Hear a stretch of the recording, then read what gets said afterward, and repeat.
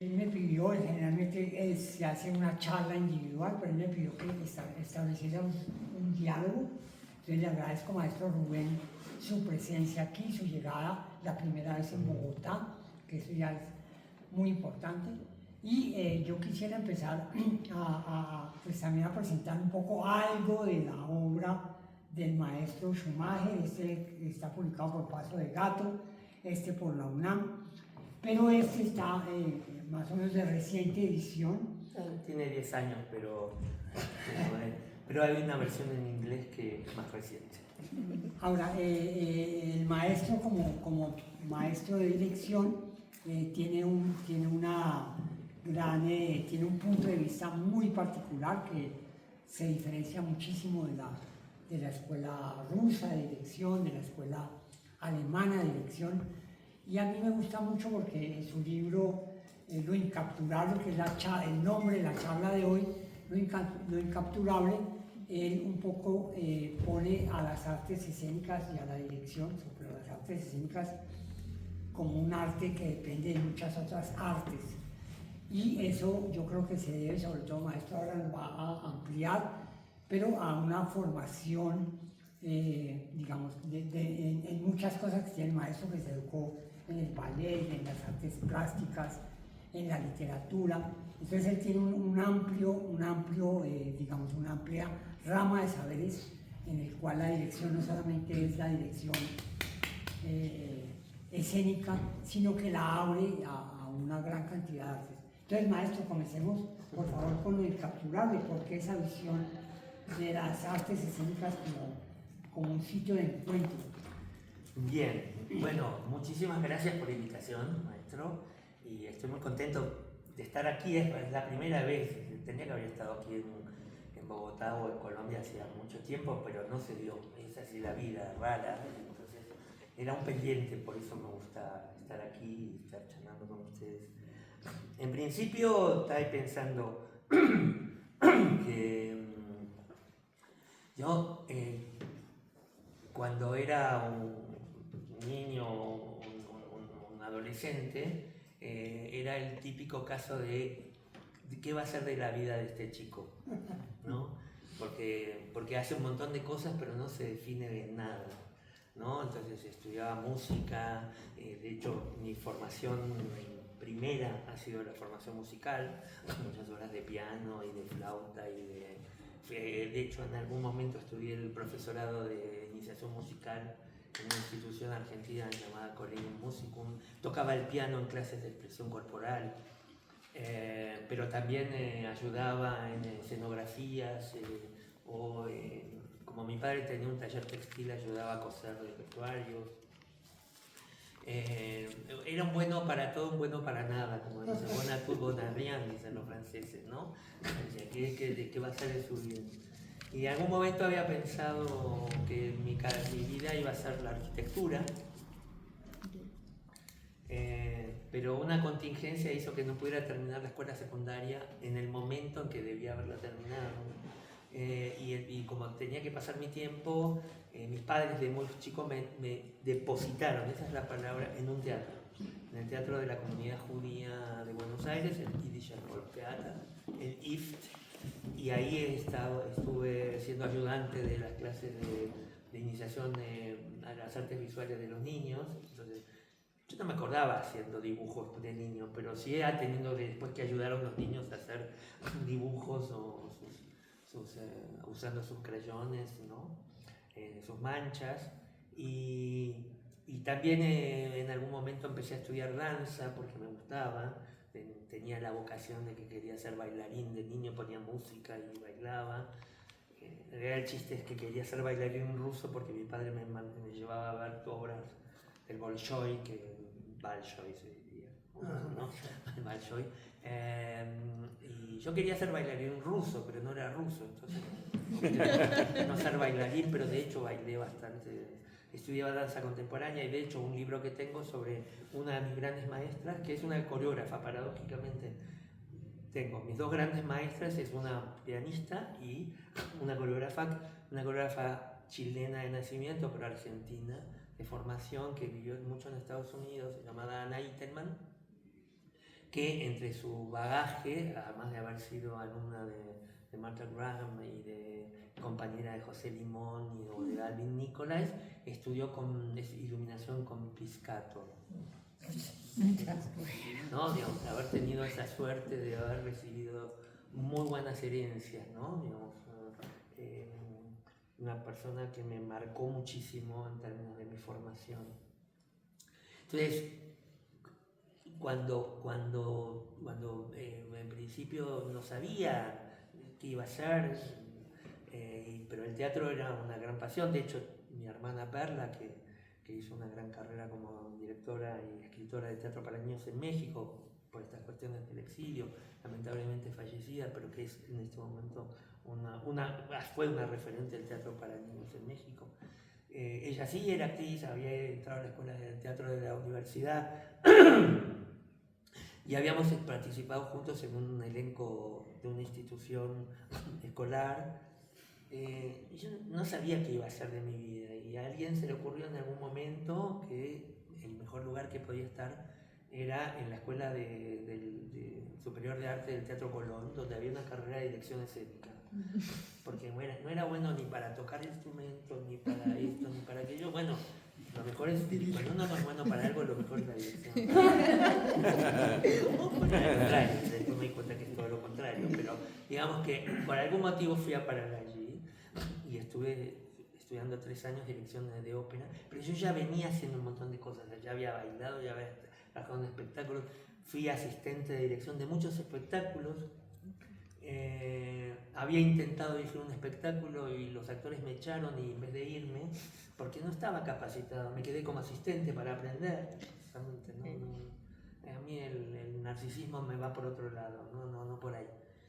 Entonces, cuando pasó el tiempo, hice obras, actué, filmé películas, hice un poco de todo, entendí que mi trabajo estaba lleno de todas las artes que a mí me interesaban y que cuando empiezo a pensar el fenómeno escénico me doy cuenta que no me atraía la idea de que se entendiera el fenómeno escénico como la puesta en escena de un texto, que es como lo que primero la gente dice cuando se habla de dirección o uno habla de puesta en escena. Lo primero que aparece es poner en escena un texto, ¿no? Sí. Estamos ya en el siglo XXI y es un lío esa definición, ¿no?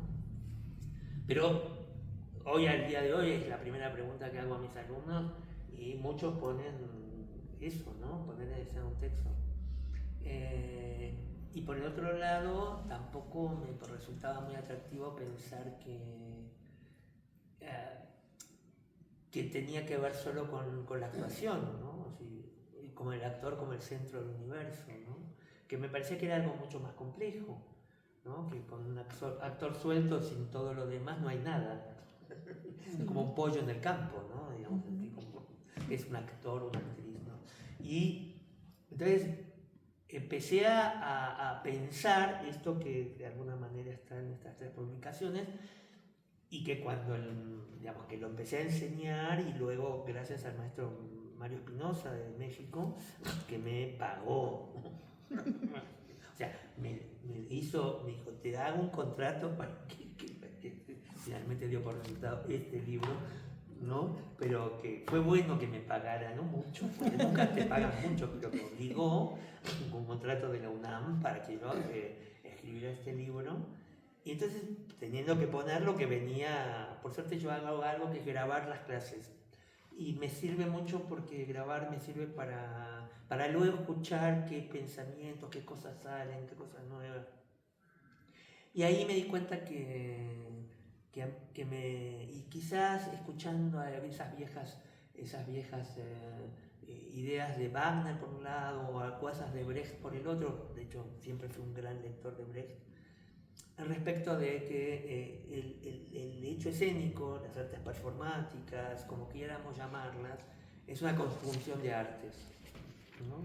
Entonces yo empecé a pensar en que en cualquier trabajo escénico lo que hay es una arquitectura. Esto es algo que de verdad me caracteriza lo digo con orgullo, ese arquitecto que quise ser y no fue, después de vino en un profesor de espacio escénico. Yo enseñaba cómo eran los teatros. En la academia enseñé cómo eran los teatros. Yo en la academia nunca enseñé dirección, ¿no? Pero, me perdona maestro, pero usted pone primero la arquitectura. Sí, y eso es una maravilla, y a mí me parece que usted desarrolla de una manera muy amplia lo que Ortega y Gasset definió que era el teatro. Digo, el teatro es un edificio. Claro. Y usted, pero Ortega y Gasset lo pone en un apunte muy puntual, pero usted lo desarrolla de manera muy generosa. Porque yo digo que la arquitectura es lo primero que uno tiene que estudiar, porque es el lugar del encuentro. Digamos, sin encuentro no hay teatro. Esto es lo que, por eso pongo el teatro como que al principio, a veces dice, sin texto no hay teatro. Yo digo, bueno, sin espacio no hay teatro, ¿no? Digamos, si esto fuera una obra de teatro, si nosotros fuéramos aquí dos personajes de Beckett y ustedes fueran el público, es este espacio, este lugar, ¿no? Es el que tendríamos que analizar, el que ver, ¿no? Que hace que unos artistas X, buenos, malos, no importa, eficaces, y unos espectadores que no se conocen entre sí vayan a parar a un lugar y durante 1 hora y media, 2 horas, estén en un lugar en conjunto. Y eso es un fenómeno arquitectónico, digamos, se puede entender desde el fenómeno arquitectónico, además de los fenómenos sociales. Pero también es un fenómeno del orden de lo visual. Hay algo que se ve, aunque no se vea, aunque esté oscuro, ¿no? Pero es tiene que ver con lo que hay, con lo que los ojos capturan, con lo que el oído captura, pero también esa percepción del tiempo, ¿no? Que tiene, ¿cuáles de las artes estudia el tiempo? La música estudia el tiempo, ni las artes visuales estudian el tiempo, ni la arquitectura, ni la literatura siquiera estudia el tiempo. Y finalmente está la literatura, hacia el mundo de las palabras, ¿no? Y todas esas cosas juntas constituyen cualquier objeto escénico, ¿no? Si ustedes lo piensan, se dan cuenta que si le quitan alguna de estas cosas estamos en otra disciplina, ¿no? Nosotros podemos, por ejemplo, ir a un teatro a escuchar un concierto, que haya un oratorio y haya palabras, pero va a faltar algo que no está allí, que es la ficción, porque esos que están allí nos están haciendo pasar por otros, ¿no? Los músicos no se hacen pasar por otra, o sea, el violinista no se hace pasar por un trompetista, ¿no? El director de orquesta, bien contento de ser, es él. Y los cantantes están cantando una letra y no la están interpretando en el sentido ficcional, ¿no? Salvo que lo transformen en ópera. Entonces, si lo transforman en ópera, eso se transforma en una ficción.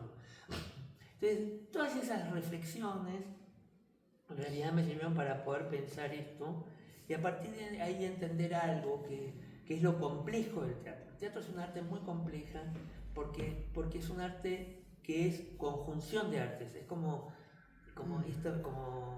hay, digamos, y es un arte lenta. Eso para mí es importante entender. A diferencia de las artes parciales, como digamos, las artes visuales, digamos, la pintura, la escultura, ¿no? O todo lo que tiene que ver con las artes visuales, solo tienen que dar cuenta de su capacidad visual, o sea, de lo que se resuelve en el campo visual. Lo mismo va a pasar con la escritura, ¿no? Escribir un libro, no digo que sea fácil, nada es fácil en esta vida, nada. Pero digo, escribir un libro solo es dar cuenta de lo que pasa con las letras, con el lenguaje, con las palabras, y con eso ya resolvemos todo el problema, ya sea En busca del tiempo perdido o el más infame poema que algún adolescente pueda escribir, ¿no? Pero sin embargo, en ambos están trabajando con un único elemento. En cambio, en el teatro estamos trabajando con 4 elementos al mismo tiempo. Y eso hace del arte teatral un arte muy complejo. Entonces, que requiere tiempo de estudio. Y además, esas 4 artes, paradójicamente, no tienen la misma temporalidad. ¿Qué quiero decir con esto? No, digamos, cuando alguien escribe un libro, el tiempo, la temporalidad de la producción del libro, o de un cuadro, lo que fuere, es del momento en que lo termina. Sí. ¿No? Siempre es contemporáneo el momento de su terminación, diríamos. Más allá que escriban atávicamente, va a expresar algo de ese momento. En el teatro tenemos una diversidad notable, porque, por ejemplo, en la mayoría de los teatros en los que trabajamos, digamos, los que trabajamos con el teatro de ópera, trabajamos en edificios que son del siglo XIX o del comienzo del siglo XX, o sea, ya tenemos un anacronismo increíble en términos espaciales, ¿no? Si hacemos repertorio, hacemos obras que son del tiempo de Ñaupa, ¿no? Digamos, hacemos una tragedia griega y estamos haciendo una cosa que es de que hace 2500 años atrás.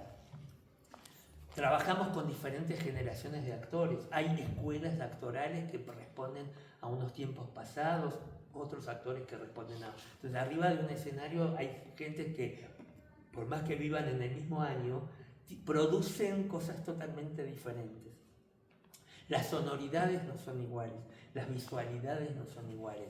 Un aparato, eso lo decía el otro día en el curso, a raíz de una reflexión del iluminador con el que trabajo, un gran artista, Gonzalo Córdoba, que él postula que en la mayoría de los teatros independientes, y diría de toda Latinoamérica, vemos como se veía en los años 70.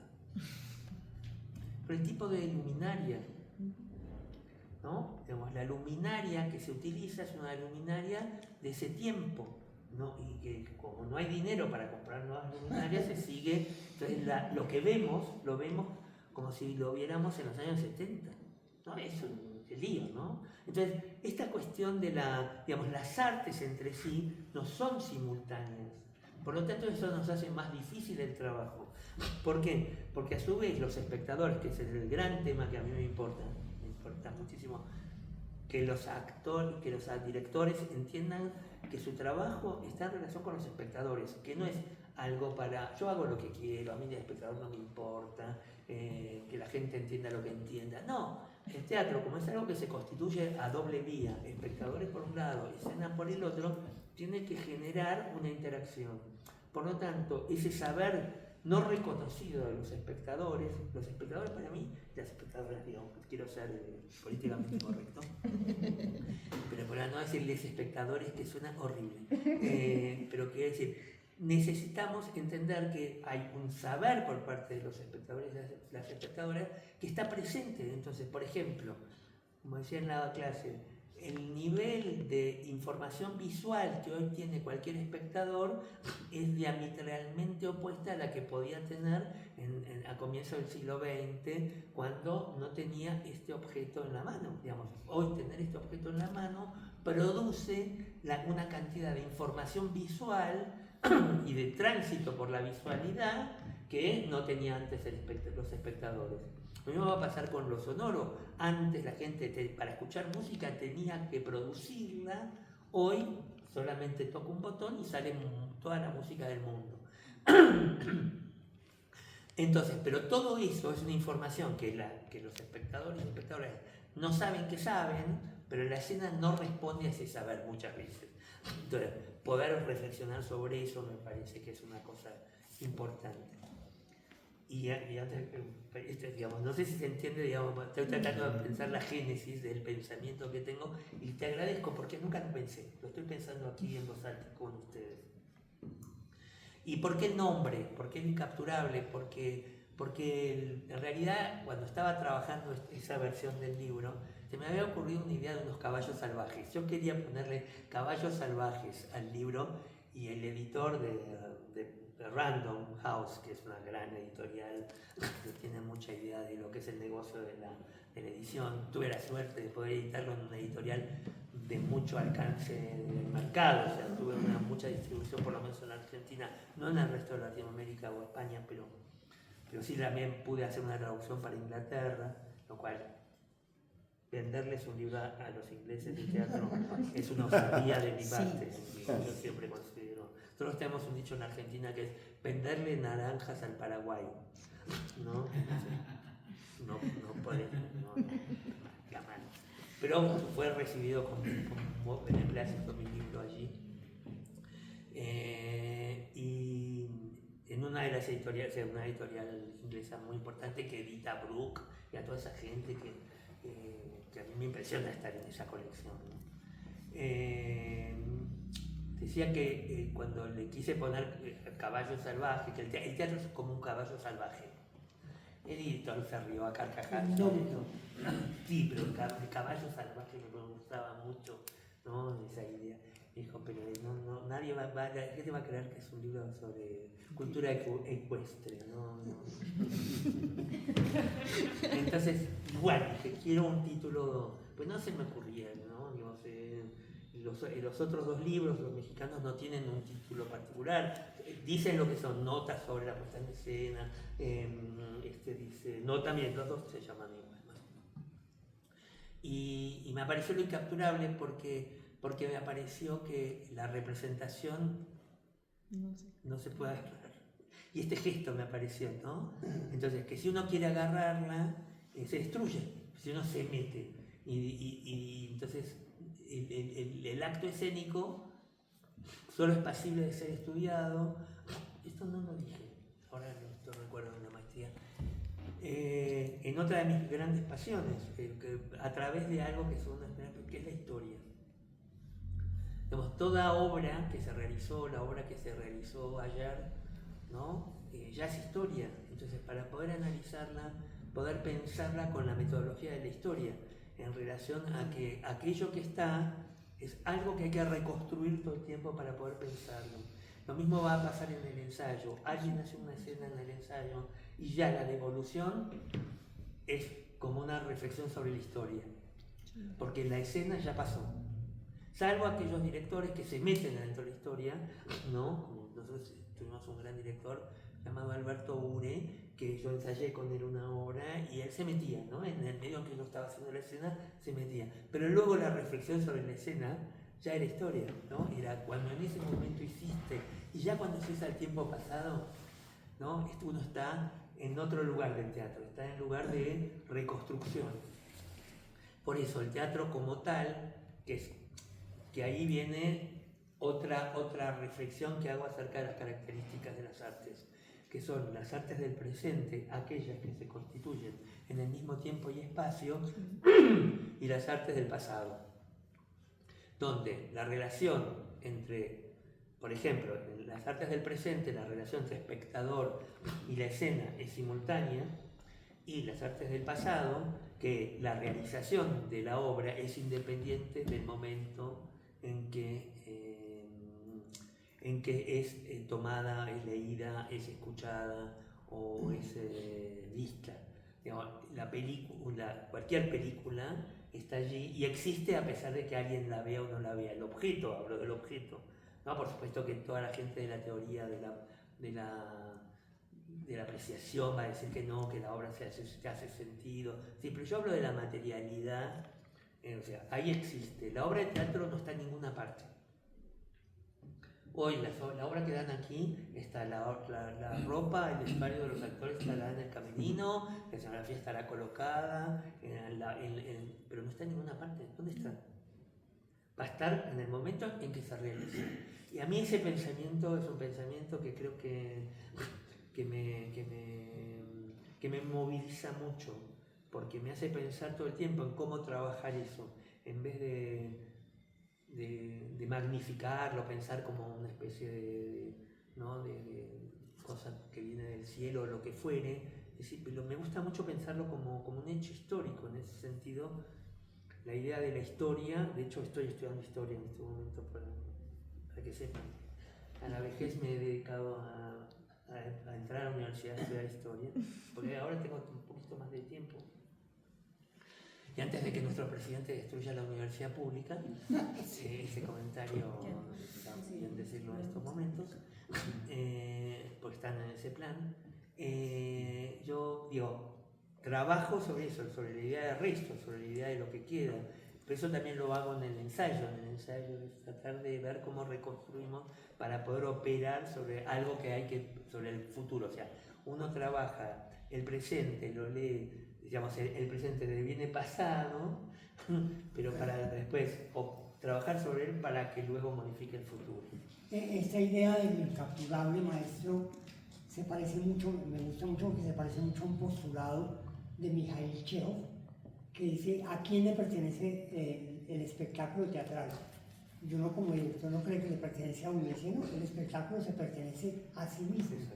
Es una unidad que tiene su propia lógica y que uno como director puede influenciar algo en ella, pero ella es autónoma, el mundo que se crea es autónomo y se desvanece. Exactamente. Y no es, a gente habla, dice de lo efímero, digamos, apareció también esa idea de lo efímero. Yo digo, efímero es un helado. Claro, si el helado se derrite, ¿no? En cambio, pero está la materia del helado que sea chorreando, entonces está, ¿no? Lo efímero es diferente para mí, y por eso la idea del incapturable, que es mucho más angustiante también, ¿no? Que me gusta esa idea angustiante, que por más fuerza que hagas, no lo vas a poder agarrar, no lo vas a poder capturar. Entonces hay que tener una relación con el presente, para poder, con el presente activo, para poder tolerar que eso que voy a hacer no va a estar en ningún lado. Y para que la gente entienda el concepto, les propongo que analicen los museos de arte, ¿no? Como una idea, digamos, museos de pintura, los museos artísticos, ¿no? De decir, bueno, y tenemos también los lugares donde se acumulan las cinematecas, donde hay películas, ¿no? Las bibliotecas, donde están todos los libros, ¿sí? Porque el Quijote sigue siendo el Quijote, lo leamos o no, ese libro de Cervantes, no importa ni siquiera cuál es el formato que tiene el libro, digamos, en el sentido de, puede ser el viejo códice del cual lo editó Cervantes, a leerlo en el teléfono. Yo de hecho tengo una versión en el teléfono y cuando me aburro en algún lugar leo un capítulo del Quijote, porque me encanta el Quijote, porque gracias a unos QR que hay en el metro, en el subte de la Argentina, uno puede bajarse una obra literaria, ¿no? Entonces uno puede estar ahí, se aburre, entonces digo, ¿qué tiene que ver eso con el libro? Seguramente nada, pero el contenido, digamos, las palabras, el orden de las palabras es el mismo, o sea, está, eso y no tiene que ver con que lo lea yo, dónde, cómo. En cambio, el teatro y la música, cuando es en vivo, ¿no? La ópera, cuando es en vivo, etcétera, etcétera, digamos, no está en ninguna parte. Y eso, no hay forma de volverla museo, ¿no? Porque ¿cómo hacemos para volver museo a actores que se murieron? Podemos poner un retratito, ¿no? Podemos poner una foto haciendo Hamlet o haciendo, no sé, Agamenón, pero no deja de ser una foto, o sea, pero no está la obra. No es igual que el Quijote que está ahí, yo lo agarro y puedo leer el Quijote, ¿no? O puedo ver la Gioconda o puedo ver Desayuno en el parque, ¿no? Que el cuadro es igual al cuadro, es el cuadro, ¿no? Acá no.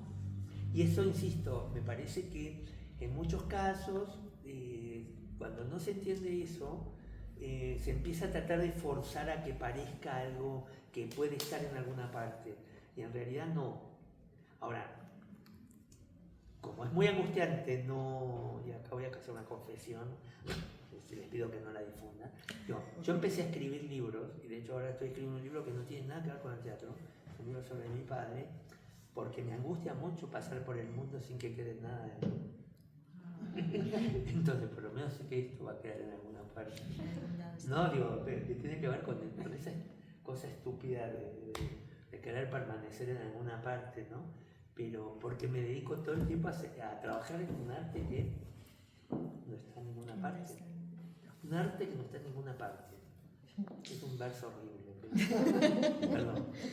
La poesía es... Maestro, usted tiene una reflexión muy interesante acerca de, uno siempre cree que el director se debe preparar antes de comenzar los ensayos y de alguna manera planificar la producción. Pero a mí me asombró mucho la idea suya de que el director lo que hace es entrar, no pide, no demanda del escenógrafo, no demanda del compositor, sino dialoga con ellos. ¿Cómo es esa metodología suya a la puesta en escena? Sí, digamos, debo reconocer que cuando empecé a dirigir, que fue casi por casualidad, como siempre pasa, ¿no? Digamos, había hecho el estudio, todo eso, pero bueno, siempre aparecí dirigiendo porque un grupo de personas, como yo tenía capacidad de liderazgo, es eso, ¿no? Como diciendo, tenía unas virtudes que no tenían que ver directamente con el teatral, ¿no? Era siempre dirigente político, ese tipo, bueno, ya que tienes capacidad de dirigente, a dirigir, ¿no? Lo gracioso es que una de las primeras obras, la primera obra que dirigí fue un recital de una cantante, que tenía que ver con mi pasado del teatro de ópera, pero luego el primer espectáculo de teatro fue la misma obra de un autor argentino, Florencio Sánchez, en la que yo había trabajado de niño, que había sido niño en esa obra, había sido actor niño en un elenco y decidí hacerla de grande, ¿no? Y en esa obra trabajaba, entre las personas famosas que trabajaron, que en ese momento no lo éramos para nada, Ricardo Baltiza era un actor de ese que nos habíamos conocido hacía muy poco en un bañario, en casa de amigos, ni siquiera por el teatro.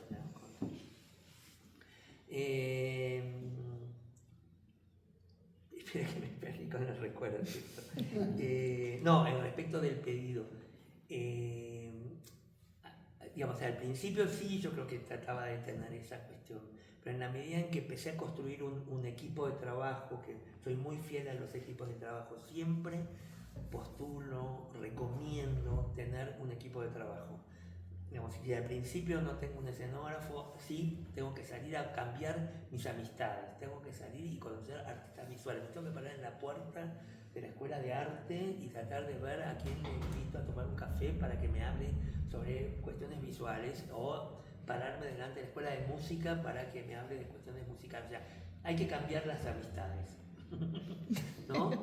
Hasta lograr armar un equipo de trabajo. Y de hecho el equipo con el que estoy trabajando, de hecho el final del libro le agradezco a toda la gente con la que no solamente hasta el momento de la escritura del libro trabajaron conmigo, sino que en los distintos rubros, en la música, en la escenografía, en el vestuario, en la iluminación, sino también a algunos actores con los que trabajé de manera continua, ¿no? que constituyeron conmigo parte de mi saber. Pero en concreto, cuando aparece un proyecto, sea generado por mí o pedido por alguna institución, lo primero que hago es llamar al equipo y decir, vamos a hacer esto. Ni siquiera digo, quieren hacer esto. Digo, vamos a hacer esto. Y como el equipo necesita trabajar y confían en mí, porque hasta ahora venimos teniendo muy buena repercusión en todo lo que hacemos, lo primero que hacemos es, antes nos juntábamos, era un buen momento para tomar un té o tomar un café. Ahora con el tema de los apuros, rápidamente de reunión de Zoom, tengo en mi Zoom uno que es reunión de trabajo, que ellos no tienen, y por WhatsApp marcamos el momento de la reunión, y a partir de ahí, sabiendo ya qué obra vamos a hacer, bueno, hablemos de la obra. Y a partir de ahí empieza una especie de delirio. Yo tengo guardadas las grabaciones, eso es muy interesante, porque es como que no hay necesidad en esas reuniones de tener que decir nada inteligente. O sea, está aprobado, digamos, nadie está ni preocupado por decir nada que sepa. O sea, y es precisamente en ese accionar, y bueno, nos encontramos la semana que viene y seguimos pensando, y hay un momento en que por ahí, por ejemplo, voy a dar un caso interesante que fue el de Hamlet. En realidad la idea de hacer Hamlet, yo no pensé nunca que iba a ser Hamlet, porque dije, no, ¿cómo va a ser Hamlet si ya Hamlet lo han hecho todos y es como una obra, es como, ¿yo para qué? No se necesita un Hamlet mío, no hay ninguna necesidad. Pero resulta que uno de los actores con los que había hecho Rey Díaz, un actor joven, pero Joaquín Furriel, que habían visto en alguna serie de Netflix, que es un gran actor, es uno de los pocos. Digamos, en la Argentina pasó algo que no sé qué habrá pasado aquí, pero el actor heroico desapareció.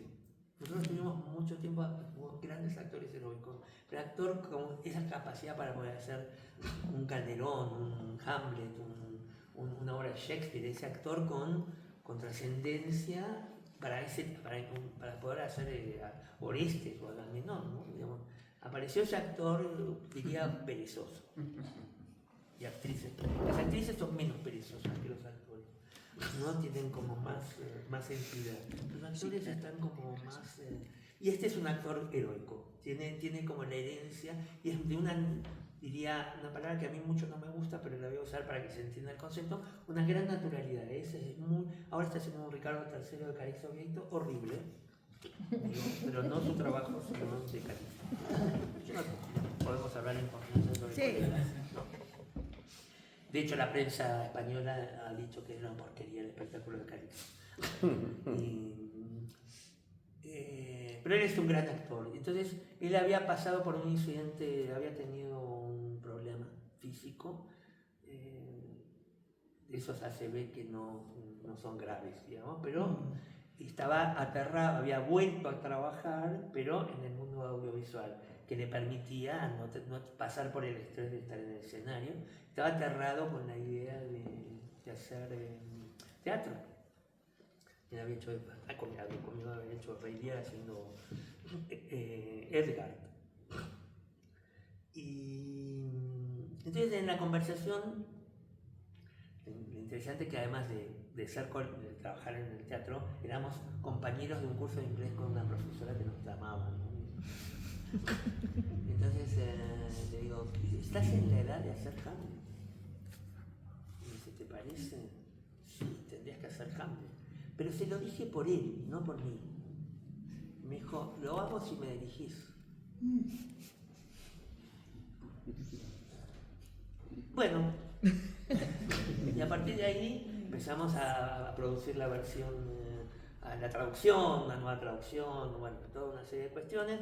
Pusimos en marcha el proyecto, conseguimos, pero ya en ese momento ya le dijimos al iluminador, escenógrafo, vamos a hacer Hamlet. Entonces empezaron los delirios sobre Hamlet. En el medio de esto, o sea, fíjense que no había ningún plan. A mí se me cruza. A mí me gusta mucho usar mi biblioteca como lugar en el que me pierdo. Es una gran biblioteca en mi casa, que es la acumulación de toda la vida, y hay una parte que se perdió en las dictaduras, otra. Bueno, finalmente logré tener una casa muy grande en la que tengo. Entonces me gusta pasear por la biblioteca, como si fuera una librería, ¿no? Pero como tengo muchos libros que también o no leí o lo leí hace tanto que no me acuerdo, y justo se me cae así en la cabeza El castillo de Kafka. Y por un extraño motivo lo empiezo a releer, y hay algo de dos personajes que son los que están con Joseph K., que lo siguen a todas partes, que son los dos hermanos, esos dos que se parecen, que me hicieron recordar a Rosencrantz y Guildenstern. Y empezó a fusionarse dentro de mí la idea de un Hamlet visto de la perspectiva de Kafka, precisamente por el absurdo y por algo que está en la novela de Kafka y que está en Hamlet de manera increíble, que es el espiarse, ¿no? Hamlet es una obra donde todo el mundo se espía, ¿no? Hasta por espiar alguien muere, digamos, ¿no? Y El castillo es una obra donde todo el tiempo lo espían.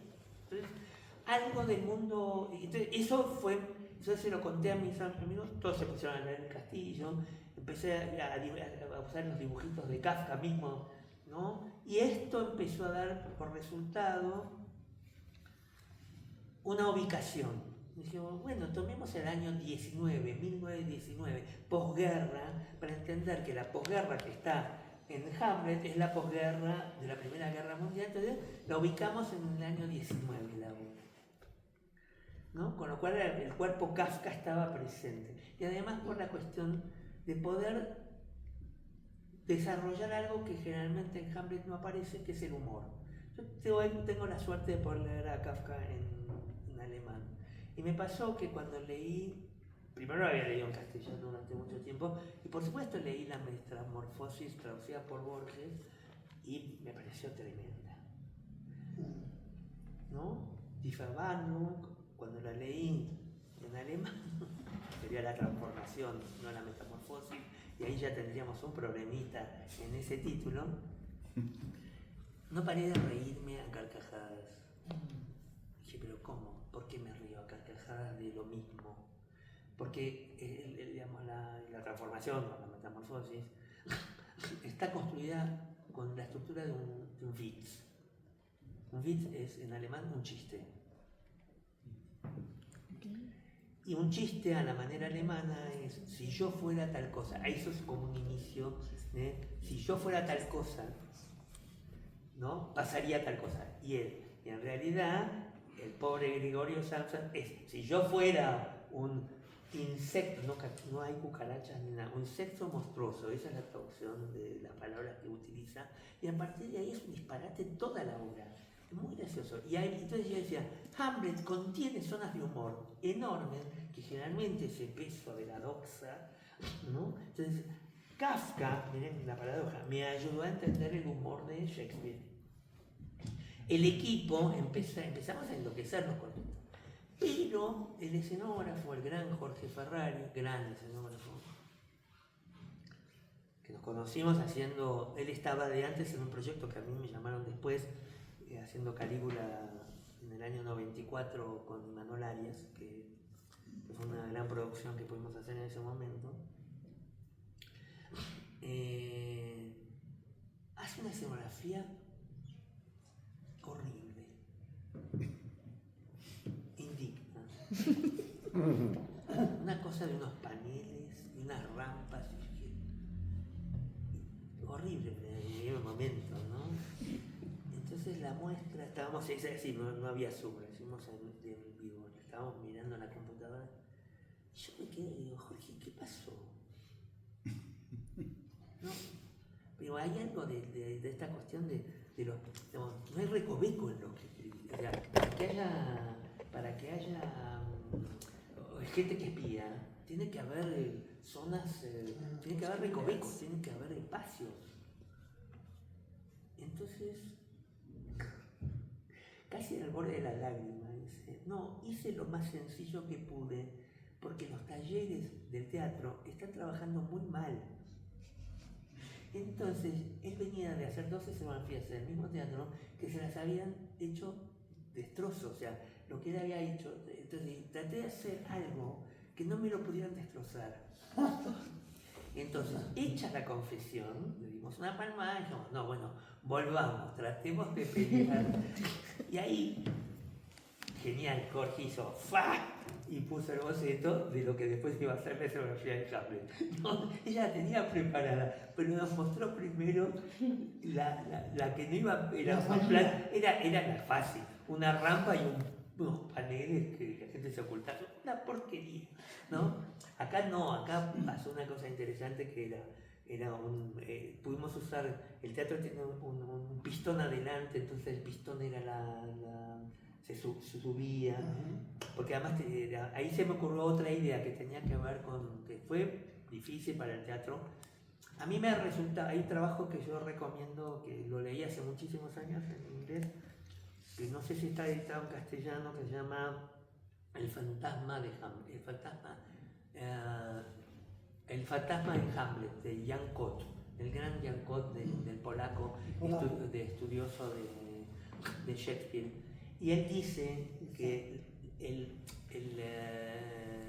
que la visión que se pueda tener en la dirección de Hamlet depende de cómo se conciba el fantasma. Y a mí esa frase siempre me estuvo dando vuelta. Yo la daba o la enseñaba si estaba analizando Hamlet, pero nunca la había tenido que usar para mí porque yo no iba a ser Hamlet. Es bueno pensar que uno no va a hacer una obra. Me pasó también con Galileo Galilei, que no pensé que lo iba a hacer y terminé haciéndola. Y entonces empezó a parecerme insoportable pensar que el fantasma circule en el mismo nivel que el resto de los personajes. Me parecía insoportable, me parecía así como. Es como decir, teatro, ¿no? Entonces se me ocurrió, y ahí me fui a hablar, por supuesto los colegas estuvieron de acuerdo, pero rápidamente, como en ese teatro yo trabajé mucho, fui a hablar con el jefe de maquinistas. Dije, ¿es posible colgar al fantasma y que pueda tener movimiento. Y me dijo, y qué lío, sí, son esas cosas. Y al finalmente me dijo que sí. Entonces, una de las cosas que más me gusta de ese Hamlet es que el fantasma en sus 3 apariciones, bueno, en el primer acto que aparece y después cuando aparece en la escena del dormitorio de la madre, está a 4 metros de altura. El fantasma está acá. Con lo cual, la relación que tiene Hamlet con su padre es ahí. Pero además, para que la madre no lo vea, también está ahí. O sea, es un fantasma. Y los fantasmas no están acá. Los fantasmas están ahí, en términos teatrales, por lo menos, ¿no? Pero lo podemos hacer gracias al maquinista, ¿se entiende? Entonces, para mí, volviendo a esto, el trabajo con el equipo es un trabajo que todo el tiempo no depende de digamos, es un trabajo que se va construyendo en base al intercambio, a la estimulación. A mí, en ese momento que estoy escribiendo y que tengo que estar solo en mi escritorio escribiendo, me resulta penoso por momentos, porque estoy solo. Y a mí mi cabeza funciona cuando entro en relación. Por eso, ante tu pregunta, yo puedo contestar un montón de cosas que por ahí no las había dicho así. Pero si yo estoy solo en mi casa, no se me ocurre pensarlas así. No, a mí me parece que en ese sentido cumplo precisamente con algo de lo político del teatro, que es el teatro y sobre todo el lugar del director. Nosotros los directores somos, de nuevo, buenos para todo, buenos para nada. ¿Por qué? Porque nosotros por nosotros mismos no podemos hacer nada. Y yo eso lo tengo muy claro. La gente cree que los directores somos generales de la victoria, somos conductores, pero que nosotros por nosotros mismos somos incapaces de poder hacer algo. Un actor puede actuar, decir un texto, un bailarín puede bailar, un músico se sienta y toca o puede componer, un escritor escribe, todo el mundo puede hacer algo. Ahora que el director dirige, ahora, delante de la gente. Alguien me diga, dirige. Yo les puedo recitar "Ay, mísero de mí, ay, infeliz y apurar si los pretendo, ya que me tratáis así". Que puedo recitar Segismundo, horrible, pero lo puedo hacer. No, lo que no puedo hacer es dirigir, porque dirigir es un acto que uno hace a través de otros. Entonces, uno solo no existe sino a través de los demás. Una de las cosas más difíciles para la mayoría de los colegas es cederle el cuerpo a los otros. Hay gente que sufre. Yo tengo un amigo, un gran colega, un gran director colega, no es un gran colega, es un gran amigo director colega, que no tolera no estar. Entonces dirige tosiendo durante la función. Entonces, cuando algo no le gusta que está pasando, se escucha. Famoso, no voy a dar su nombre, pero es interesante porque en realidad lo que está haciendo es no entregar, ¿no?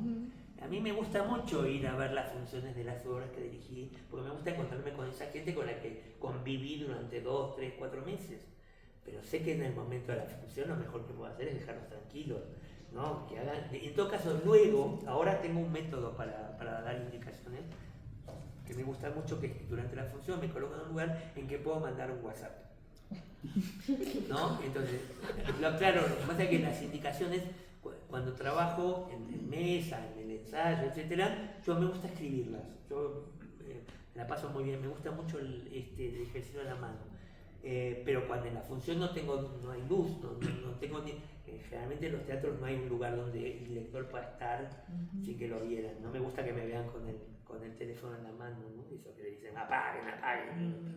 Con eso. Entonces llega el momento de la función, me coloco en un lugar en que no soy visto y veo algo que no está bien, y a ese actor o a esa actriz le mando un mensaje diciendo, ojo con tal cosa, cuidado con esto. Eso es más rápido, eso es más lento. Ventajas de la tecnología. Entonces la gente me contesta cuando va al camarín y abre su teléfono y dice ok, ¿no? Es buenísimo eso, ¿no? Sobre todo ahora que tengo un musical y hay 40 personas en escena y pasan millones de cosas, entonces ahí sí me voy a la cabina de luces y desde ahí les mando prácticamente un montón de... Pero lo cierto es que yo no estoy ahí, no puedo incidir. Entonces, aceptar eso, esa aceptación, y entender que uno, por más que parezca el capitán del barco y que toma las decisiones, porque ¿quién dirige? El que toma la mayor cantidad de decisiones. Ese es el director o la directora para mí. Y a veces no es una persona, a veces es un convenio laboral, o a veces es realmente en teatro comercial muchas veces es el productor el que decide con el primer actor que tomaron qué obra van a hacer y luego llaman al director. O sea, uno está en el final de la... No es que el productor llama al director y dice, ¿qué hacemos? ¿Con quién va a ir? No, no. El productor llama primero al actor y después le elige que quiere hacer tal obra y después el director. Por lo tanto, hay un montón de decisiones tomadas. Después resulta si uno tiene ganas de aceptarlo o no aceptarlo. Ahí tiene que ver de nuevo con este tema de qué es lo que uno se cree de sí. Yo tengo claro que si yo no logro convencer como soy también actor, si yo no logro convencer a alguien de que haga algo que yo ni siquiera estoy seguro, porque si hay algo que uno no sabe es si eso que piensa es posible de ser hecho, si no logro convencerlo, entonces habré fracasado porque esa persona hará lo que cree. Porque a mí me pasó como actor, yo hago lo que creo. Entonces, me gusta cuando alguien me convence como actor. Hace poco filmé una película y me gustó muchísimo porque yo por un rato no fui dueño de mí. Hice lo que me dijeron que hiciera y me pareció una experiencia extraordinaria. Por un rato no tener que decidir nada. Y a mí me dijo, ahora tomas el vaso, ahora lo bebes, lo dejas, te rascas la nariz y miras para el frente. Y yo, qué bueno, qué bueno, yo no tengo que andar pensando por qué lo toma, qué agarra, que nada, eso así es, después me dijeron, es extraordinario. El cine tiene esa capacidad de que se toma otra cosa diferente a la del teatro, ¿no? Pero soy actor, entiendo ese fenómeno. Que para mí el teatro en ese sentido es el arte más política por excelencia, porque es inevitablemente la conjunción de personas que tienen que ponerse de acuerdo, que tienen que lograr establecer acuerdos. Y miren los líos que hay en las compañías de teatro cuando la gente se pelea y empiezan a generar tensiones, como en la política, como en el parlamento, ¿no? Pero el teatro es el que lo manifiesta de manera radical, más que el cine, porque el cine puede manipular, se puede generar una manipulación técnica. Yo puedo hacer una escena y luego vienen entre el montajista y todas las capacidades tecnológicas que hay en este momento, me cambian la manera de hablar, me doblan. Me peleé con un director hace muchos años porque filmé una película en italiano y el cabrón me dobló. Y yo dije, no te lo acepto, porque yo para cederte mi voz me tienes que pagar más. Y es cierto, hay una ley en Argentina, que ahora ya no existe, que es que si uno de entrada era contratado y cedía la voz, había un plus.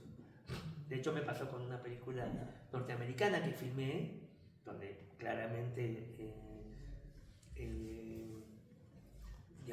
tenía que ser un inglés sin acento, o sea, no tenía que tener tenía que ser un nativo, digamos. Una película con Vincent D'Onofrio, el actor de una película de Kubrick.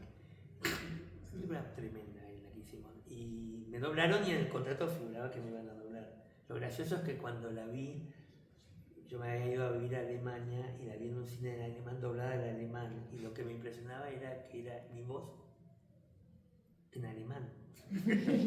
¿No? Pero miren las cosas que se pueden hacer. Yo hablaba perfecto alemán en una película que había filmado en inglés, o sea, la filmé en inglés, pero que mi voz no era la de otro, y cuando hicieron el doblaje, mira la cantidad de manipulación que se puede hacer. En el teatro eso no se puede hacer. Entonces, el acuerdo, pero no el acuerdo de qué lindas personas que somos, sino el verdadero acuerdo. Y ahí es donde me parece que tengo muy claro que es un arte colectiva, es un arte que tiene que ser hecha en conjunto, que la vanidad es un rasgo que sirve de a poco para esto. Pero tú también lo definías como un arte de la palabra. Lo único que tenemos los directores es la palabra. El acto de dirigir, claro, exacto. Y claro, a veces uno dice, como te comentaba, a veces uno ve unos muy buenos puestos en escena y uno se pregunta, ¿qué le habrá dicho el director a los actores para que actúen así? Sí, eso es muy interesante que lo que hemos charlado con Alejandro, porque coincidíamos en eso. Nosotros, como directores o directoras, no tenemos otra posibilidad que hablar. Como, por ejemplo, gente de la danza tiene algo que podría evitarlo, que es mostrar el movimiento y que otro lo imite, ¿no? Que sería una posibilidad de evitar esa idea de la palabra. Pero detrás de eso hay palabras, ¿no? Es la palabra la que hace que uno, digamos, hay algo que ocupa ese lugar de la palabra. No tenemos otra manera de que no sea palabra, porque aún mostrar un gesto es de alguna manera una forma de decir una palabra. Y es cierto, uno va a ver un espectáculo y dice acá algo se dijo en exceso o acá algo no se dijo. Cuando ese actor está mirando para cualquier lado es porque alguien abajo no le dijo, está mirando en una mala dirección. No se lo dijo, ¿no? O no le dijo, eres un tonto y debes mirar para este lado. O sea, el escenario está lleno de palabras, ¿no? Y depende de cómo uno hable, no, pero no solamente en el sentido sintáctico, las palabras que utilice que va a poder configurar determinado tipo de espectáculo. Y eso, digamos, en las clases se lo digo muchas veces a los alumnos que me miran con cara de ¿qué eso que tiene que ver? ¿Qué tengo que aprender a hablar? Sí. Porque una frase que yo utilizo como subtítulo de los talleres es por la boca muere el pez. Entonces, uno le dice algo a alguien y eso en el cuerpo actoral impacta y resulta que no era lo que tenía que haberle dicho.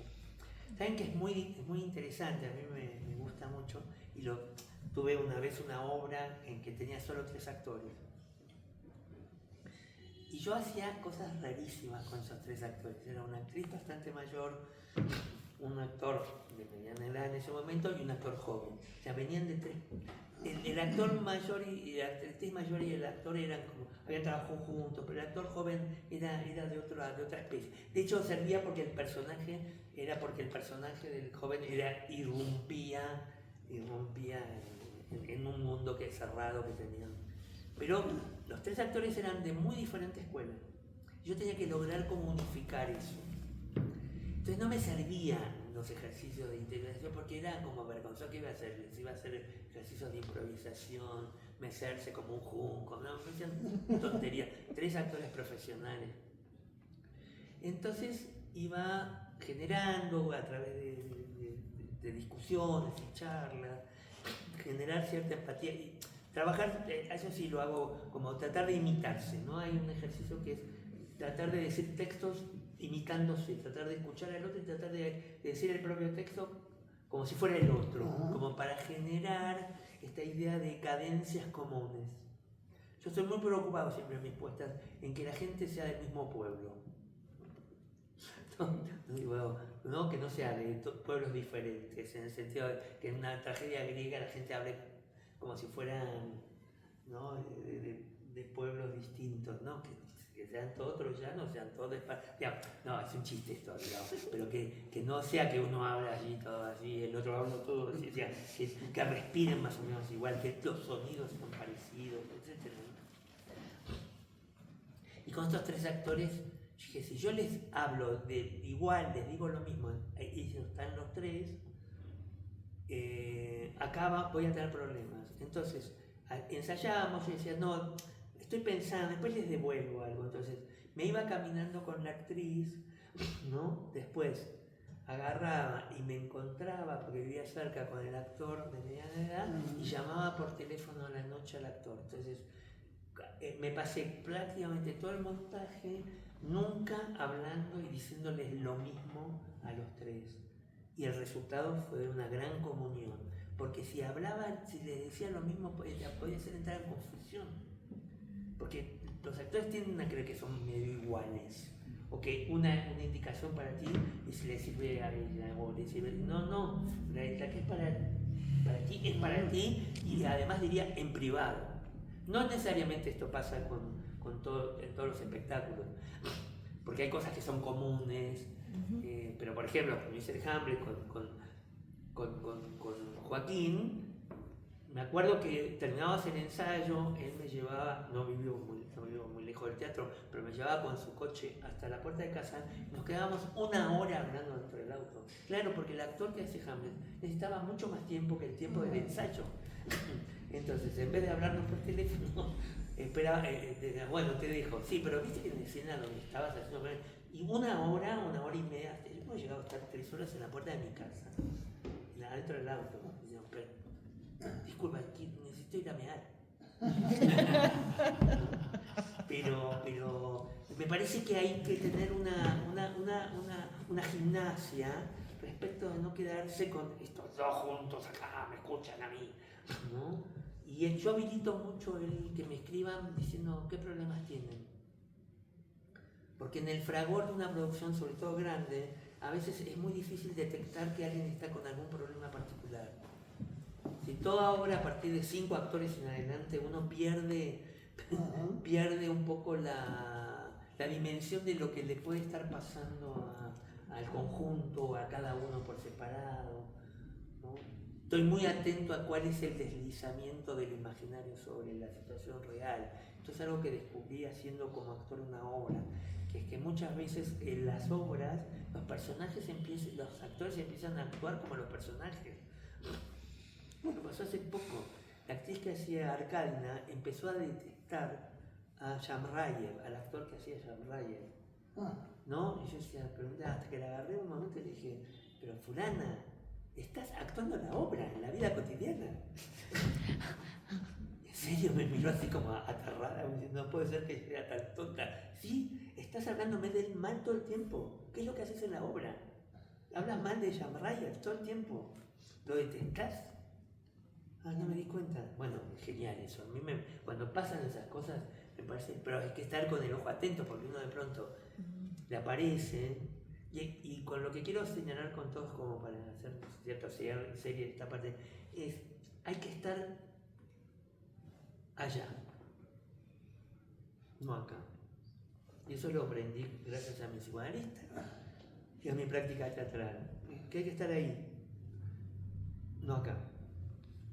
Yo no estoy, y a mí me pasa dando clases, yo estoy allá. Y eso es una manera de entender, creo, mejor qué es lo que pasa. Estoy acá cuando me pasan otro tipo de cosas privadas conmigo, en mi intimidad, ¿no? Pero cuando estoy en el teatro, y el teatro es algo que, como dice un amigo mío, sos una de las pocas personas que conozco a las que le gusta mucho el teatro. Porque ahora hay mucha gente que hace teatro pero que no le gusta el teatro.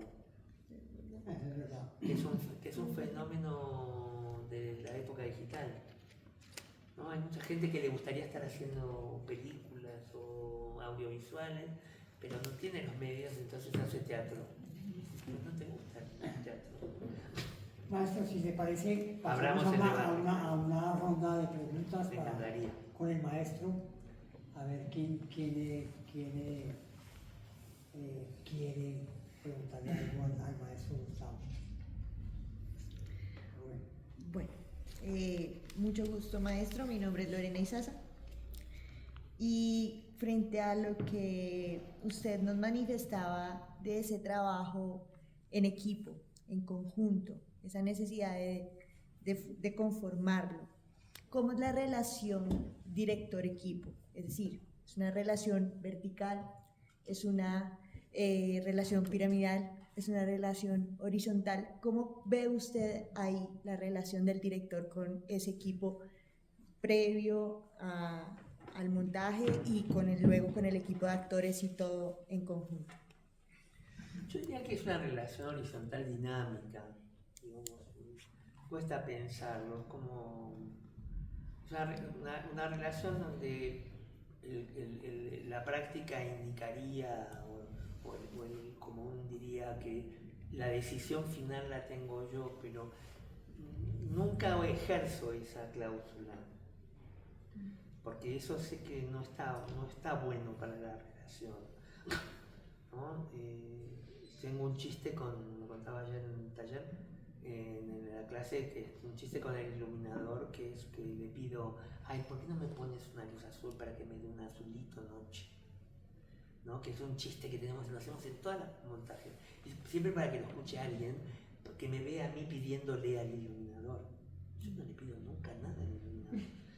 El iluminador, estamos trabajando, por suerte los iluminadores ahora tienen unos equipos increíbles, porque en la computadora logran hacer, tienen 3D y hacen así, te muestran, es maravilloso. O sea, no le hacemos asco a ninguna de esas cosas.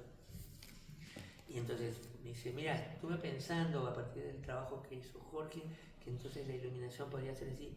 Entonces, por ahí digo, pero a ver, Gonzalo,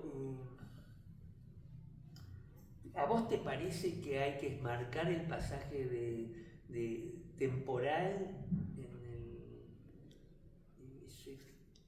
a ver en qué momento? Y empieza a ver si yo le hago una pregunta, no le digo yo quiero que haya un pasaje de tiempo que vaya de la luminosidad a la oscuridad. Él es suficientemente artista como para saber qué es lo que mejor le conviene a la obra.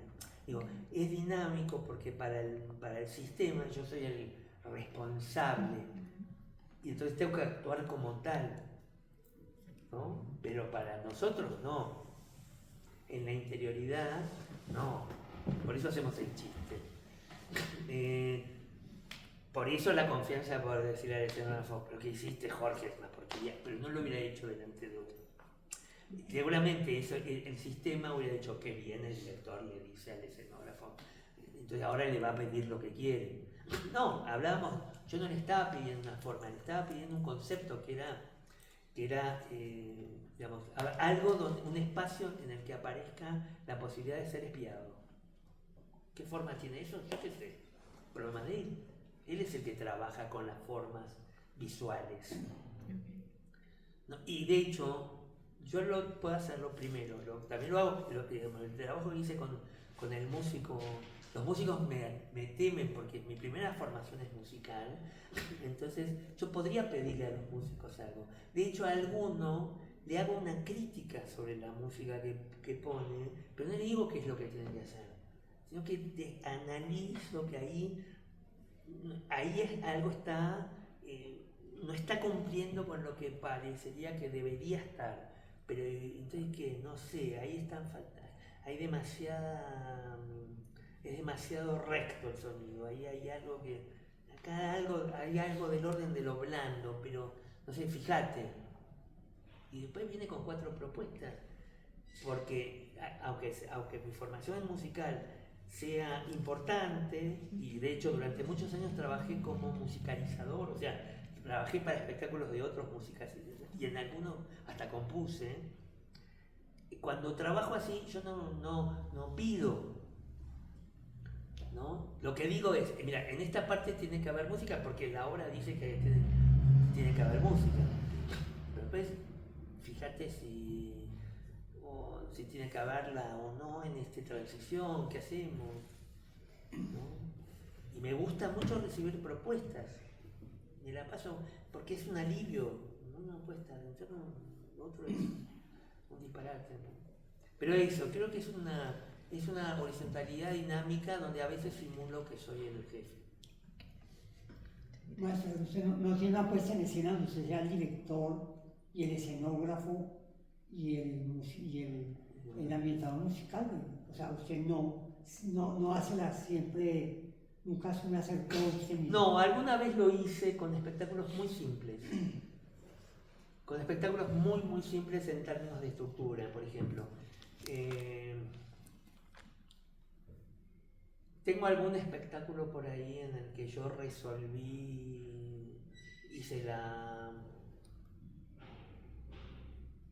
un espectáculo que hice para España, que todo el mundo estaba muy ocupado, salvo el iluminador, ¿no? Entonces el vestuario lo hice yo, y la organización escénica, porque no había una escenografía en sentido estricto, sino que utilizaba un espacio vacío, negro, y la musicalización la hice yo, no llamé a músicos, o sea,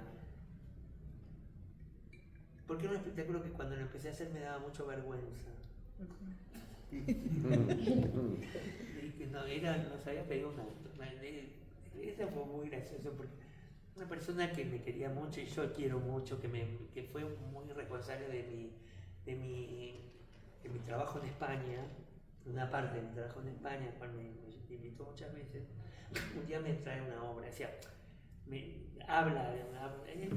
en realidad fui yo el que cometió el error, de que después no adivino un error, pero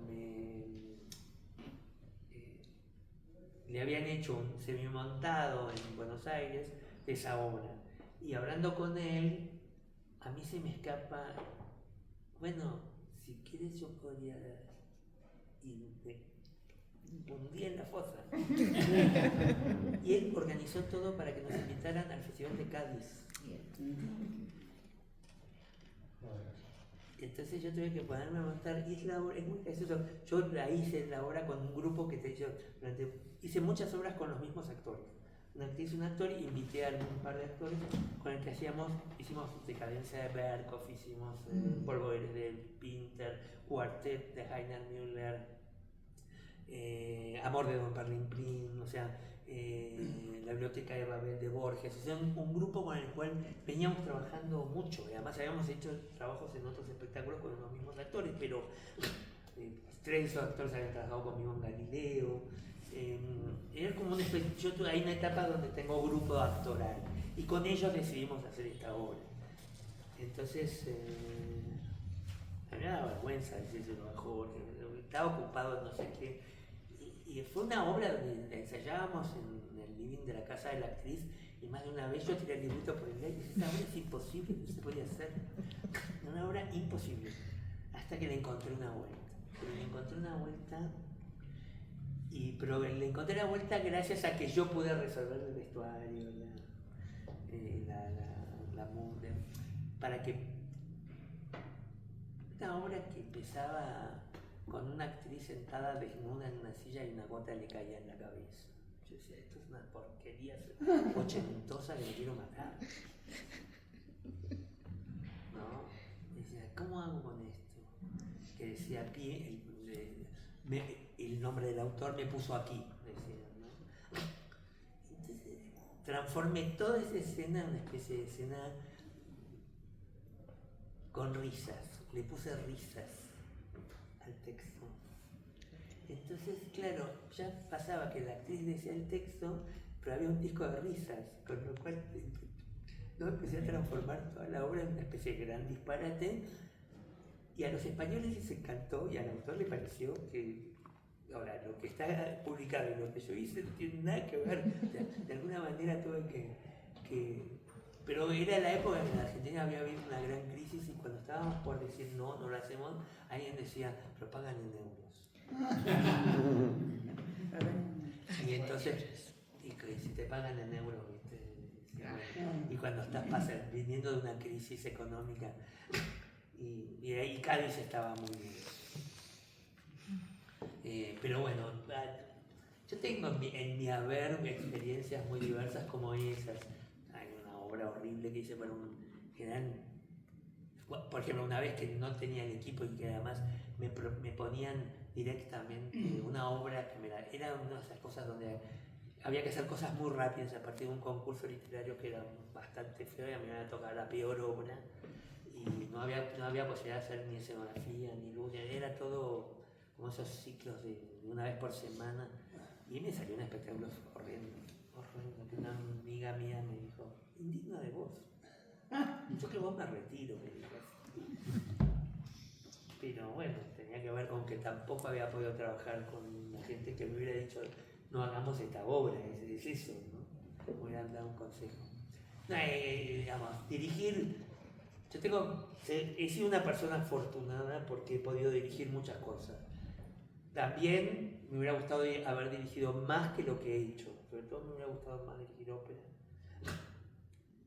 Teatro creo que hice muchísimo, con grandes actores, tuve la suerte de trabajar con grandes actores argentinos, y con Manuel Arias, que es un gran actor. Y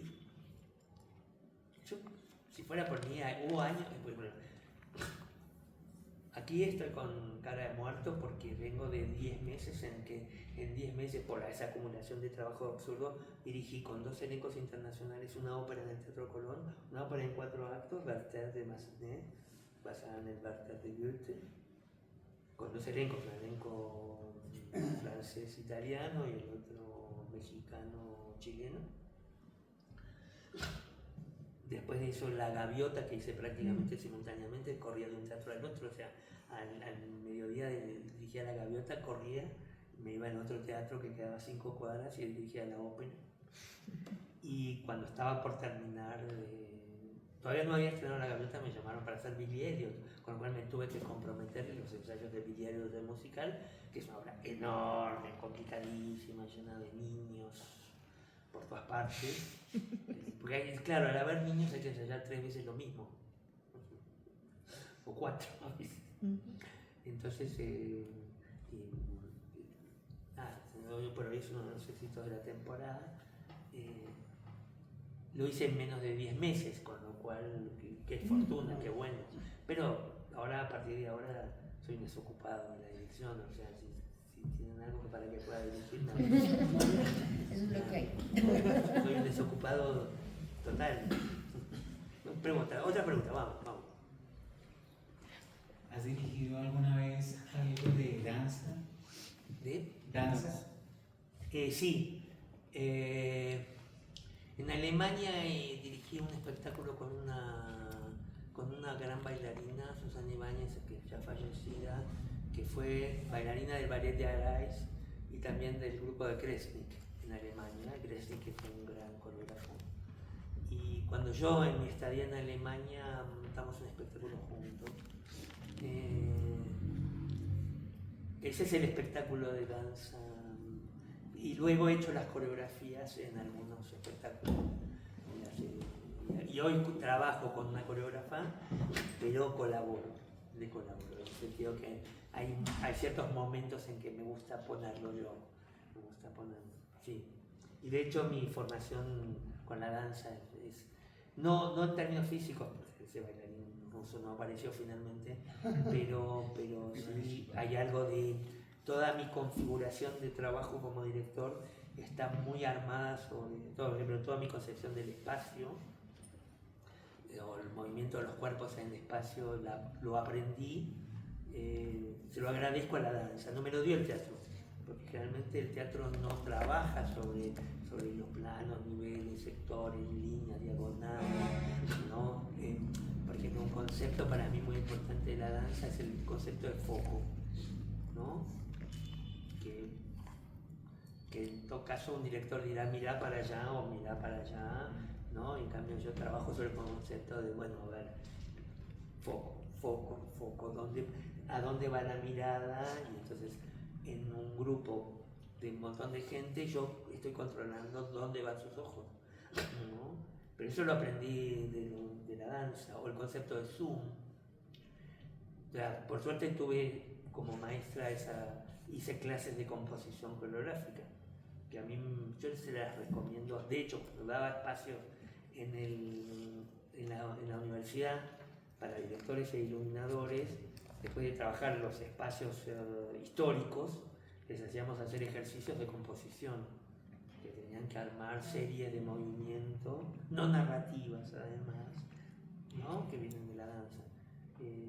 Sí, pero no a pesar de ser una persona apasionada por los textos, mi mirada es cinética. Digamos, yo tengo una formulación cinética. Para mí los textos los entiendo cinéticamente. Y eso me viene de mi relación con la danza. Muy arquitectónico también. Claro, exacto. ¿No?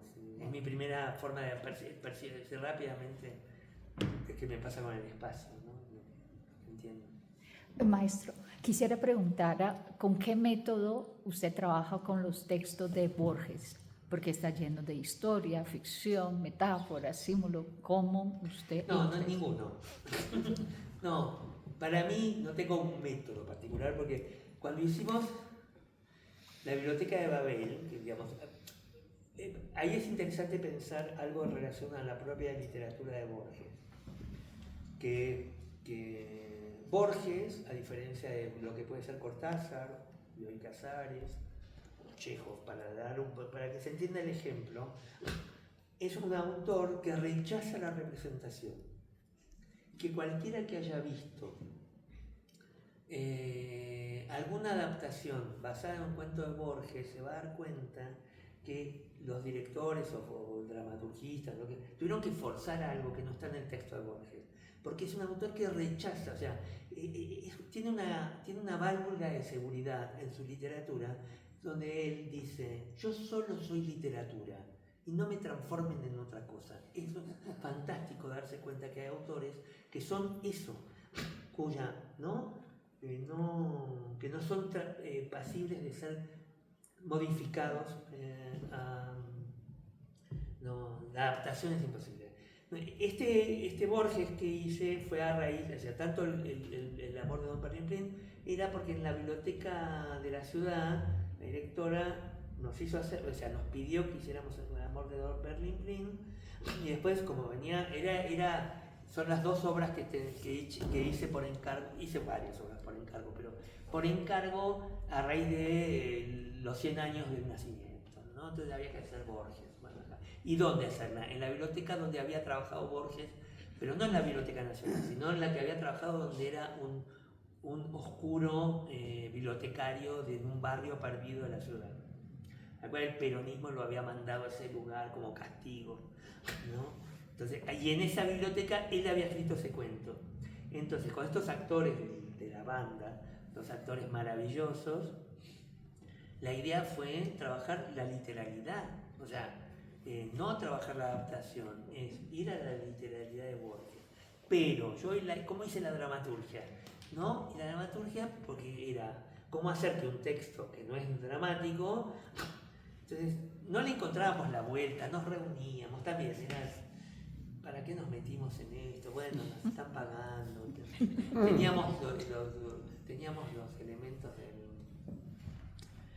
sabíamos cuál era el lugar, la biblioteca donde había trabajado Borges, que además tiene afuera Borges, ¿no? Una biblioteca de barrio, que en ese momento muy poco digitalizada, muy poco moderna, ahora tiene más computadores y todo. Y estuvimos intentando hacer algo y lo dejamos de lado porque estábamos como ocupados en otras cosas. Y en un momento nos llama la directora de la biblioteca y nos dice: bueno, en 2 semanas estrenamos, ¿no? Pánico en el grupo. Entonces era: ¿lo hacemos o no lo hacemos? No, palabra dada, lo hacemos. Como lo del amigo. Yo te dije que la hacía, la hago. Y entonces ahí apareció algo muy extraño, porque fuimos al lugar y yo veo colgados en un perchero los guardapolvos de los que trabajaban allí, que era una época en que le daban a los trabajadores de los ámbitos municipales un guardapolvo, no importa en qué repartición, que eran unos guardapolvos azules horribles, como de maestros de colegios, unos guardapolvos.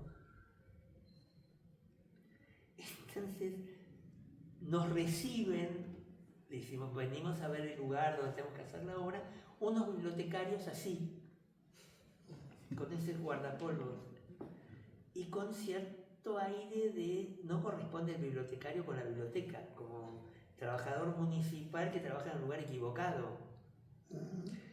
Entonces algo se me iluminó en la cabeza y les dije: ¿nos pueden prestar 2 guardapolvos?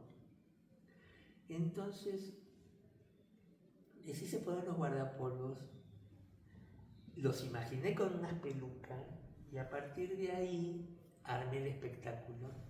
La dramaturgia era uno de los que había trabajado en la obra del español. No, lo llamé para eso, pero después trabajó en la otra obra. Venía y pedía a unos, primero contaba de otro libro por qué Borges había estado en ese lugar, que era un texto sic de Borges contando cómo era su vida en esa biblioteca. Y se daba vuelta y le pedía a dos bibliotecarios que estaban, uno leyendo una revista de deportes y la otra que estaba mirando un fichero, el libro de la Biblioteca de Babel de Jorge Luis Borges. Los bibliotecarios se miraban y empezaba un largo momento donde no encontraron el libro. Lo cual era un chiste, la biblioteca de Borges que no encuentran el libro de Borges. Hasta que lo encontraban, le hacías que accionar la ficha. Entonces el lector se sentaba y a partir de ahí la actriz empezó a decir la biblioteca, no, el universo, que algunos llaman la biblioteca, se compone de etcétera, etcétera, etcétera. Y empezaba a contarle al público, como si fuera una especie de visita guiada, que era esto donde estaba. Y entonces, ¿cómo hice la dramaturgia? Porque como hacíamos con uno y con otro, separé en el texto donde el cuento está escrito por un hombre y el narrador es hombre. Pero ¿cómo hacía para que la mujer también estuviera? Una bibliotecaria. Separé los textos donde no había enunciación de género, donde no aparecía el yo masculino, ¿no? Entonces, cuando decía yo que atravesé y que mi padre en algún lugar, eso lo decía el actor. Y está equilibrado, es rarísimo, está equilibrado lo que tiene género masculino claramente en el texto de lo que no tiene. No aparece género, como yo, no hay un yo. Y generó un equilibrio increíble. Entonces, esta se aprendió estas partes, se aprendió aquella, y juntos contaban esto, y el cuento estaba así, hasta las notas al pie, ¿no? Entonces, ese espectáculo surgió de la desesperación, una vez más, y estuvo 5 años en cartel. Llegamos a hacerlo en Alemania, en 2 ciudades de Alemania, en la Biblioteca Nacional de España, o sea, porque nos pasó también con el Perlimplín. Perlimplín era para hacer 12 funciones y terminamos estando más o menos 14 años en cartel, o sea, yendo y viniendo, porque era un espectáculo portable, ¿no?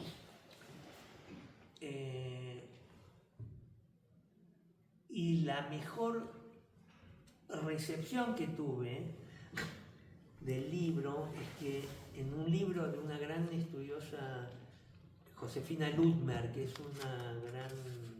fue en realidad una gran crítica literaria, en algún momento fue la mujer de Ricardo Piglia, después no, pero digo, fue una persona que estudió, digamos, que estudió una gran estudiosa de la literatura argentina, ¿no? Una de las grandes. En su año, ella escribe un libro de su año sabático y hace una mención al espectáculo donde ella reconoce que descubrió aspectos del cuento que nunca se había dado cuenta y que se dio cuenta gracias a la representación. Que el cuento está lleno que vuelvo a como lo del efecto Kafka, ¿no? Que yendo a la literalidad se encuentran un montón de ironías que el mundo de la interpretación obtura. Entonces, cuando en el cuento dice hay toda una ironía sobre las contratapas, pero que está oculta. Entonces hay libros para hablar de lo sesudo de Borges, y Borges está haciendo una ironía pero increíble, ¿no? Pero eso fue lograr, porque los personajes eran los personajes que más que personajes de Borges parecían personajes de Manuel Puig, unos personajes como de barrio, ¿no? Una señora que se ponía contenta por lo que él tenía en la biblioteca, y eso hacía que se descubriera de otra manera diferente. O sea, no caímos en el borgismo, sería, pero a través de qué cosa, de trabajar la literalidad, ¿se entiende? O sea, yendo al texto. Yo soy un defensor de la literalidad, quiero decir. Pero eso es porque usted también hizo El beso de la mujer araña también, ¿no? Sí, hice El beso de la mujer araña también. Después, lo hice bastante después. Pero bueno, el tema, yo defiendo la literalidad, porque en la literalidad está la complejidad. Muchas veces en la adaptación se quita esa complejidad. O sea, uno cree que se saca un problema. En cambio, meterse con la literalidad para mí es un valor importante. Diría, si tuviera que pensar en términos de método, a mí me interesa el problema completo de la obra, no esa parte que a mí, una parte y la otra, porque si no para mí es como cortarle los dedos a una persona, o cortarle la parte que no me gusta. No, a ver, si yo creo que el autor ese está bueno, entonces vamos a ver por dónde va, no por dónde yo lo quiero llevar, sino a ver que él me muestre por dónde va. Y a partir de ahí, lo que tengo claro es que el que lo está haciendo soy yo. Y yo no me puedo escapar de mí. Nadie se puede escapar de sí, lo siento mucho. Entonces, lo que va a salir es algo que tiene que ver conmigo. Pero no tengo que hacer ninguna fuerza. Ayer hablamos de eso, maestro. Bueno, maestro Rubén, una pregunta. No, una pregunta, sí, por favor. Buenas tardes, maestro. Una pregunta. ¿No ha pensado usted de alguno de los cuentos de García Márquez? ¿Es factible adaptar a teatro o no? La literatura de García Márquez. Yo, una vez, yo creo que hay algo de los autores muy pródigos literariamente que solo son pasibles de volvernos teatrales en la medida en que se los respete literariamente. Entonces, recuerdo a una gran actriz argentina, Norma Leandro, en un recital, en un espectáculo de texto donde recitaba la del hombre ahogado, donde contaba todo el cuento del hombre ahogado, no me acuerdo cómo se llama. Vino Colombia. El ahogado más hermoso del mundo. ¿El ahogado? Más hermoso del Más mundo. hermoso del mundo. Bueno, lo decía completo y sí, o sea, palabra por palabra. Y era maravilloso. Digo, eso es muy... Cuando las literaturas son muy turgentes, digamos, es como si en esos cuentos no hubiera una teatralidad. Y entonces transformarlas en teatro es forzarlas un poco, ¿no? Por eso antes mencionaba lo de Chekhov. Cualquier cuento de Chekhov implícitamente es una obra de teatro, ¿no? Uno puede ver como en su escritura hay algo de la teatralidad que está dentro de un cuento de teatro, que es una obra de teatro. En el caso de García Márquez, como muchos autores, como Borges, por ejemplo, hay algo de la que uno se pregunta, ¿es necesario ese traspaso? Seguramente alguien lo puede hacer, pero el tema es cómo lograr una equivalencia tan atrayente como lo es el original, y a veces las adaptaciones están por debajo de lo que es el original, ¿no? Depende también, digamos, pero no veo que, digamos, viendo las series que se hicieron, lo que pasa es que una serie, lo fílmico tiene más chance en que el teatro, ¿no? Porque lo fílmico puede entrar por otro lado, en cambio el teatro queda mucho más pendiente de la palabra. Sí, perdón. A propósito de eso que estaba mencionando las series, cuando usted dijo, a mí me interesa que los personajes sean del mismo pueblo. En una de estas adaptaciones de 100 años de soledad pasaba eso, que era, y no solamente por el acento, sino por las formas en que asumían los personajes, por trabajar con actores que no eran profesionales y otros que sí lo eran, que uno veía una babel y una amalgama, ni que era una amalgama, sino una vaina absolutamente abigarrada de colores, que uno decía, esa gente no es del mismo pueblo. Y me llama mucho la atención cómo usted plantea, claro, cuando se da una indicación a eso, uno encuentra con actores. Yo, trabajando como director asistente de Fabio Rubiano, nosotros hicimos El amante de Harold Pinter. A mí ya después de que estrenamos ya no me gustaba la obra, o sea, no me sentía cómodo con el resultado. Y había una escena que era un polvo que se estaba echando el personaje del amante con el amante inexistente, y necesitábamos montarlo. Y Y la actriz entonces me empezó a dar razones y razones y razones y me decía, ¿y por qué tengo que vivir? Y digo yo, hazlo. Pero ¿qué es lo que tienen que hacer? Nada, respira. Respirando y ve aumentando el trabajo de tu respiración. ¿Por qué? Ya, hasta que yo no encontré la respuesta más y dije yo, porque sí.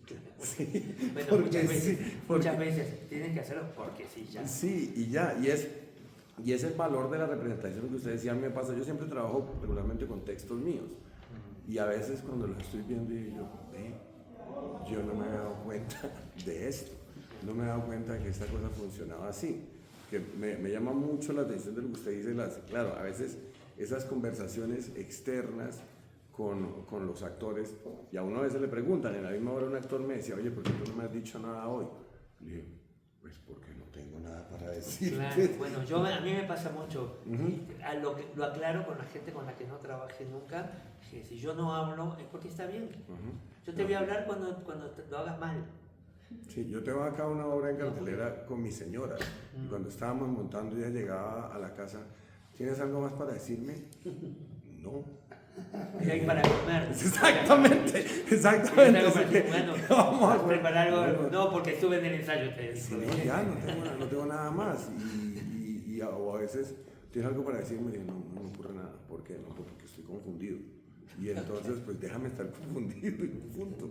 Bueno, es el mundo de el mundo oculto de las pequeñas pasiones y las cosas que pasan en la dirección. O sea, actores ansiosos que no dan tiempo para que uno piense, por ejemplo. Hay que decir, me deja pensar, por favor. Necesito pensar para cómo ordenar las palabras para poder decir. Sí, pero en la docencia pasa también lo mismo. Y algo que dice usted ahorita sobre el texto, el valor del texto, por ejemplo, con los estudiantes me pasa. Profe, ¿puedo cambiar el texto? No. Claro. ¿Por qué? Porque necesito que hagas el ejercicio con ese texto. Claro. Resuélvelo primero. Después vemos, claro. Y exactamente. Bueno, maestro. Bueno, maestro, muchas gracias. Un aplauso más, compañero.